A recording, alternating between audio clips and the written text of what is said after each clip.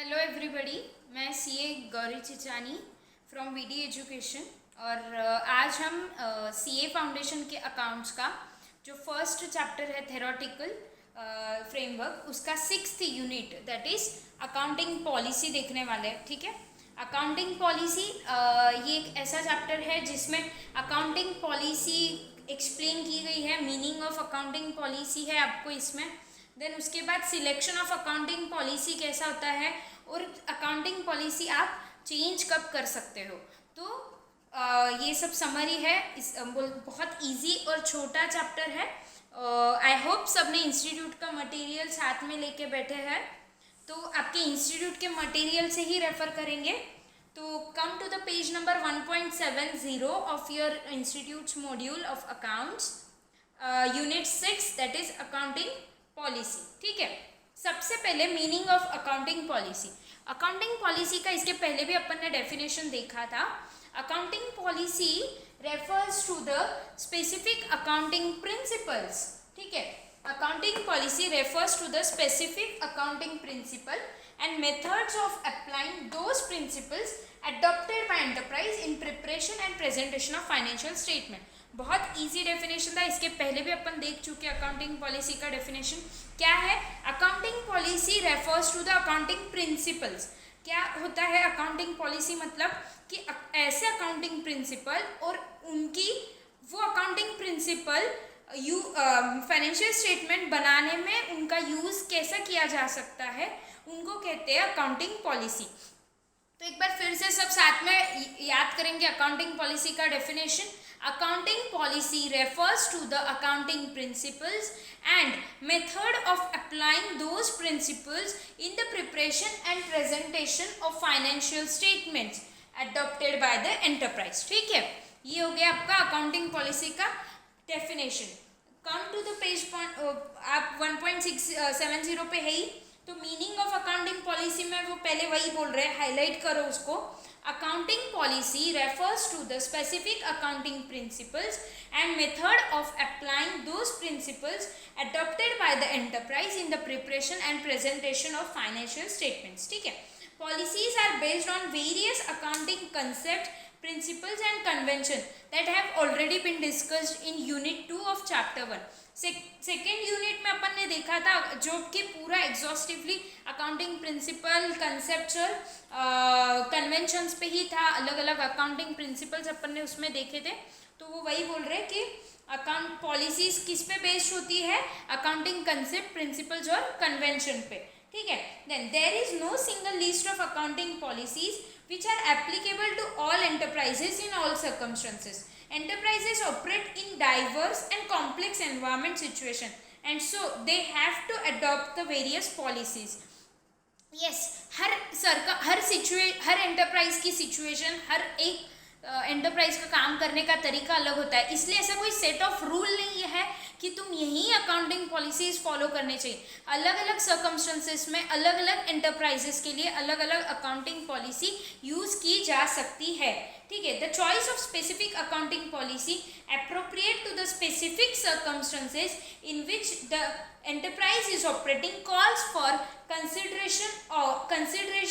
considerate judgment by management. Yes, of course it is ultimately ये accounting policy, मतलब कौन सी accounting policy adopt करनी है for the preparation and presentation of financial statement, ये किसका decision रहेगा?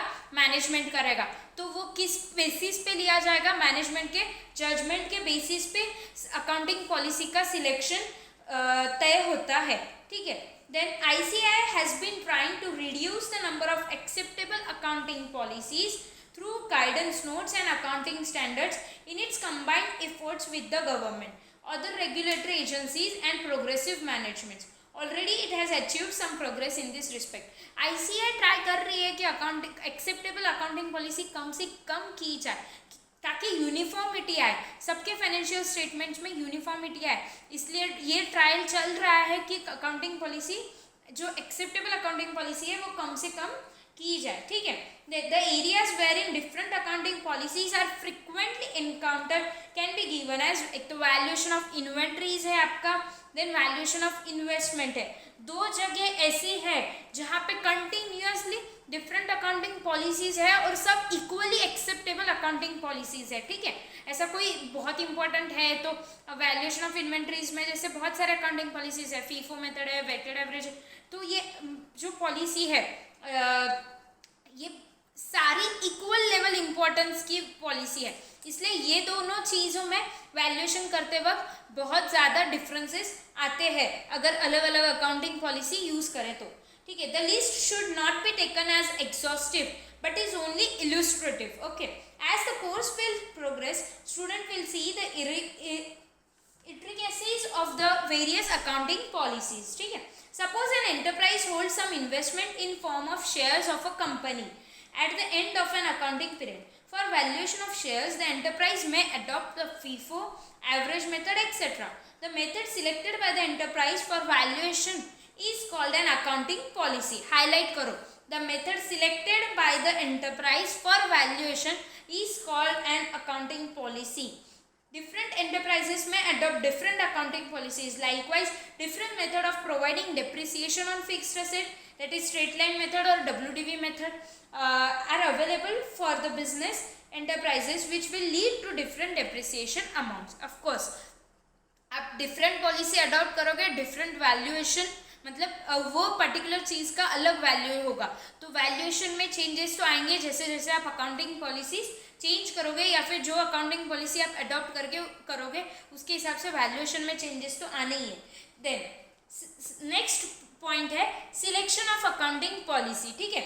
The choice of accounting policy is an important policy decision which affects the performance measurement as well as the financial position of business entity. Of course, मैंने अभी बोला accounting policy, आप जिस policy को select करते हो उस हिसाब से आपका वैल्यूएशन चेंज होता है। वैल्यूएशन चेंज हो गया इसका मतलब आपका परफॉर्मेंस मेजरमेंट चेंज हो जाता है, और परफॉर्मेंस मेजरमेंट चेंज हो गया that means your PNL will be change and ultimately it affects to your balance sheet, that means your financial position. तो अगर आपका सिलेक्शन का मतलब आपका अकाउंटिंग पॉलिसी का सिलेक्शन किस किस चीज़ को अफेक्ट कर सकता है, एक तो आपके फाइनेंशियल परफॉर्मेंस को अफेक्ट कर सकता है और फाइनेंशियल पोजीशन को अफेक्ट कर सकता है, ठीक है।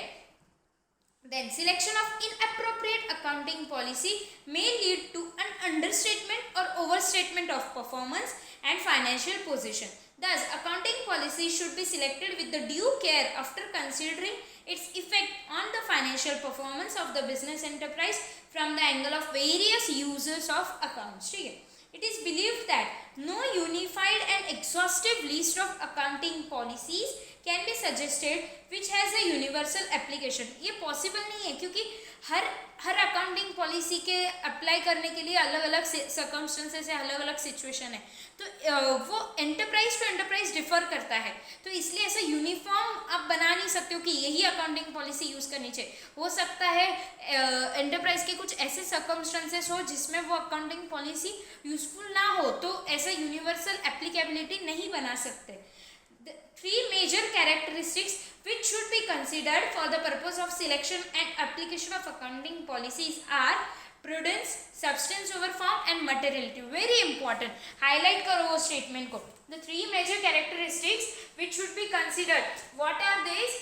Prudence. सबसे पहले तो prudence होना चाहिए. Then prudence के बाद substance over form. ठीक है? Substance over form, substance over form, याद रखो ये वेरी इंपॉर्टेंट। प्रूडेंस होना चाहिए, सब्सटेंस ओवर फॉर्म होना चाहिए, और थर्ड इज मटेरियलिटी, ठीक है। ये आ गया मटेरियलिटी। ये तीन चीजें तो बहुत कंपलसरी है। क्यों? प्रूडेंस कंसेप्ट क्या बोलता है, एक बार फटाफट रिवाइज करेंगे। प्रूडेंस कंसेप्ट क्या बोलता है, इनकम ओवर स्टेटेड नहीं होनी चाहिए और खर्चे अंडर स्टेटेड नहीं होनी चाहिए, correct. Under statement of expenses नहीं होना चाहिए और ओवर स्टेटमेंट ऑफ इनकम नहीं होनी चाहिए। और फिर सब्सटेंस ओवर फॉर्म क्या बोलता है कि ट्रांजैक्शन का एक्चुअल फॉर्म क्या है वो देखो।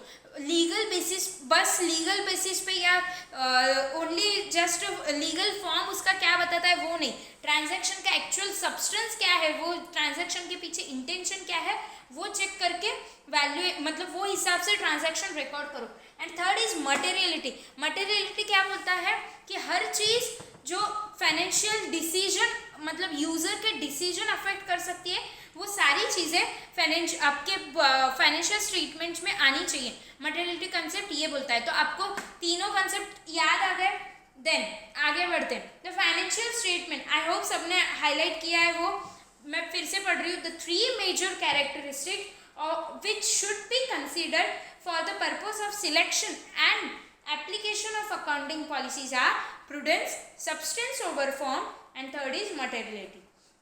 The financial statement should be prepared on the basis of such accounting policies which exhibit true and fair view of state of affairs of balance sheet and profit and loss account. ठीक है। Examples wherein selection from a set of accounting policies is made can be given as follows. Inventories are valued at cost except for finished goods and byproducts. Finished goods are valued at lower of cost or market value and byproducts are valued at net realizable value. उन्होंने example दिया है कि कैसे आप disclosure दोगे, accounting policy आपने कौन से अडॉप्ट की है। तो कैसे, जैसे inventories are valued at cost except for what, finished goods and by products. वो क्या बोल रहा है, फिनिश्ड गुड्स कैसे वैल्यू करने वाले, कॉस्ट और net realisable value which ever is lower, and by products net realisable value पे। Then investment long term are valued at their acquisition cost, provision for permanent diminution in the value has been made wherever necessary. Then sometimes a wrong or inappropriate treatment is adopted for items in balance sheet or profit and loss account or other statement. Disclosure of a state, highlight karo, disclosure of the treatment adopted is necessary in any case, but disclosure cannot rectify a wrong or inappropriate treatment. आप disclosure दे रहे हो इसका मतलब नहीं कि आपने जो गलती की है सिलेक्शन करते वक्त, अकाउंटिंग पॉलिसी सिलेक्ट करते वक्त जो गलती की है आप उसको कवर अप कर रहे हो, नहीं। डिस्क्लोजर तो आपको देना ही है। आप कोई मतलब आप सही अकाउंटिंग पॉलिसी सिलेक्ट करो या ना करो, फिर भी आपको डिस्क्लोजर तो देना ही है। वो वही बोल रहा है, disclosure of treatment adopted is necessary in any case but disclosure can not rectify wrong or inappropriate treatment. ठीक है। Then third is change in accounting policy. Change कब कब कर सकते हैं अकाउंटिंग पॉलिसी को? A change in accounting policy should be made in the following conditions. Highlight that 2 statements. It is required by some statute or for compliance with the accounting standard. Actual में 3 reason है, required by statute, second is for compliance of accounting standard, and third is change would result in better and more appropriate presentation of financial statement. मतलब क्या, अगर कोई law ने आपको बोला है कि आपने यही अकाउंटिंग पॉलिसी यूज करनी चाहिए और आप पहले कोई और अकाउंटिंग पॉलिसी यूज कर रहे थे तो आपको चेंज करना कंपलसरी है। Then second is accounting standard. अपन देखेंगे नेक्स्ट लेक्चर्स में अकाउंटिंग स्टैंडर्ड क्या होता है। अकाउंटिंग स्टैंडर्ड में अगर ऐसा मेंशन किया है कि आपने आपकी इन्वेंट्री ये ऐसे ही अकाउंटिंग पॉलिसी पे रिकॉर्ड करनी चाहिए या आपने आपके इन्वेस्टमेंट यही अकाउंटिंग पॉलिसी फॉलो करके मेजर करने चाहिए, वैल्यूएशन करना चाहिए उसका, तो आपको वैसा ही करना पड़ेगा। In that case you have to change your accounting policy. तो ये भी एक रीज़न हो सकता है चेंज करने के लिए। और third and the very important is, अगर आपको मतलब अगर मैनेजमेंट को लगता है कि अकाउंटिंग पॉलिसी कोई और अकाउंटिंग पॉलिसी अडॉप्ट करने से आपके फाइनेंशियल स्टेटमेंट और अच्छी तरीके से प्रेजेंट कर सकते हो आप, तब भी आप अकाउंटिंग पॉलिसी चेंज कर सकते हो। ठीक है। तो 3 रीजन क्या हो गए, इन शॉर्ट इन्होंने 2 ही किए है, उसको 3 को 2 में बनाया है। हाईलाइट करेंगे, it is required by some statute or for the compliance of accounting standard. Second, change would result in appropriate presentation of financial statement. ठीक है। Change in accounting policy may have a material effect on the items of financial statement. For example, if depreciation method is changed from single straight line method to WDV, or if cost formula used for inventory valuation is changed from weighted average to FIFO, or if interest is capitalized, which was earlier not in practice, or if proportionate amount of interest is changed to inventory, which has earlier not in practice, all these may increase or decrease your profit. ठीक है, unless the effect of such a change is an accounting policy is quantified, the financial statement may not help the users of accounts. ठीक है, आप जब तक ये changes का amount में क्वांटिफाई नहीं कर सकते, वो यूजलेस, मतलब वो unless the effect of such a change in accounting policy is quantified, the financial statement may not help the users of accounts. मतलब क्या कि जब तक आप आपके फाइनेंशियल स्टेटमेंट में या डिस्क्लोजर में आप क्वांटिफाई नहीं करते हो कि ये अकाउंटिंग पॉलिसी पहले कोई पर्टिकुलर चीज़ के लिए पहले ये अकाउंटिंग पॉलिसी यूज़ की जाती थी, अब ये अकाउंटिंग पॉलिसी यूज़ की जाती है, इसके वजह से प्रॉफिट पे इतना इफेक्ट आया, वैल्यूएशन पे इतना इफेक्ट आया, फाइनेंशियल पोजीशन पे इतना इफेक्ट आया, अमाउंट में जब तक आप क्वांटिफाई नहीं कर सकते तब तक यूजर्स को नहीं समझ में आने वाला कि अकाउंटिंग पॉलिसी चेंज करने की वजह से आपके फाइनेंशियल स्टेटमेंट्स में क्या इफेक्ट आया है. ठीक है, therefore it is necessary to quantify the effect of change on financial statement items like asset, liability, profit or loss. Highlight that statement.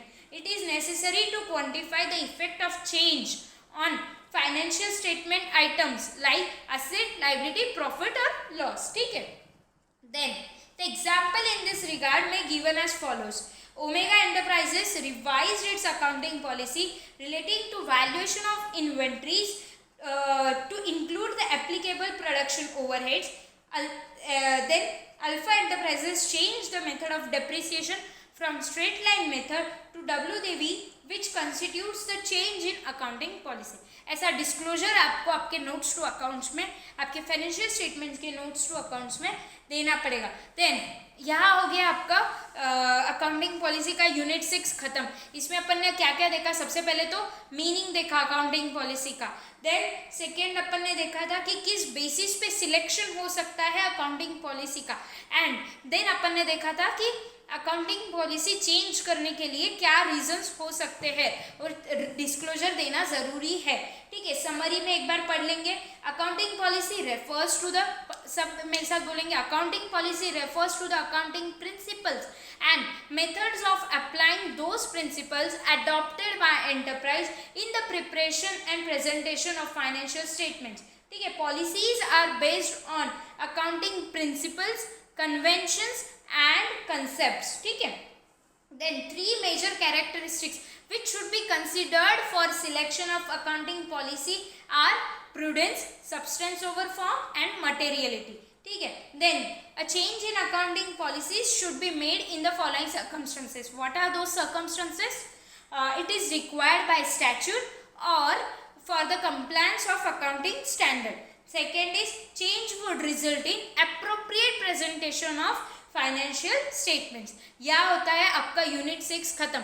बहुत छोटा टॉपिक था, 2 से 3 बार आप रीड करोगे, लेक्चर होने के तुरंत बाद आप एक बार तो रीड करोगे ही, और एग्ज़ाम में जाने से पहले, अभी तो बहुत टाइम है एग्ज़ाम को, तो एग्ज़ाम में जाने से पहले 2 बार रीड करोगे. टेस्ट सीरीज शुरू होने से पहले ही इनफैक्ट 2 बार रीड करोगे तो आपको ये चैप्टर वापस देखने की ज़रूरत नहीं पड़ेगी. 3 बार करना है आपको अच्छी से रीड. मैं कुछ लिखने के लिए नहीं कह रही हूँ, मैं बस अच्छी से रीड करने के लिए कह रही हूँ. कॉन्सेंट्रेशन से रीड करो, काम हो जाएगा. ठीक है, थैंक यू गाइज.